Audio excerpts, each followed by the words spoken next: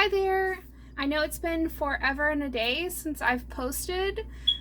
Life has been a little hectic the last couple of months, but I'm getting back into the swing of things, and I've been working on different recipes the whole time, so I've got a few that I'm going to be working on this week and then the next week.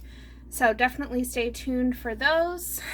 Today I'm going to be making some butter swim garlic cheese biscuits using the Carbquik biscuit mix, and I have some of the Weber garlic parmesan seasoning for this. I'm obsessed with this. And then I also have some of the garlic butter seasoning. You can kind of mix and match and like pick out your own preference for different garlic seasonings if you want. And then I've got some fresh garlic that I'm going to be mincing up for that. And then I've got some medium cheddar and some white cheddar. So let me go ahead and mix up the biscuit mix as instructed on the box, and then I will take it from there. Okay, so now that I have the biscuit mix mixed in with the water, I'm just going to go ahead and add some of the cheese, and then put the garlic in there and just a little bit of the seasonings.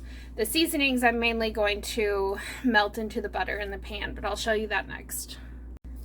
Okay, so I put in about 3/4 of a cup of each kind of cheese because I like them very cheesy. You can kind of scale that back if you want, or add even more if you want, up to you completely.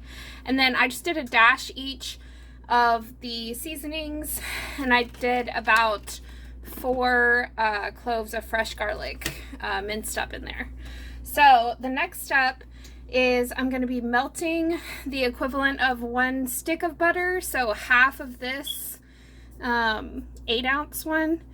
So I'm going to melt that in the oven so that I don't end up dirtying up an extra dish, because who wants that? And then after that gets out, I will go ahead and season that up, and you're just going to basically be pouring this whole thing in there. This is such an easy way to make biscuits. I absolutely recommend it, especially if you're making a lot of biscuits.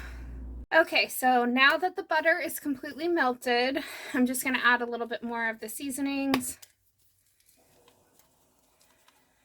Doesn't need a lot.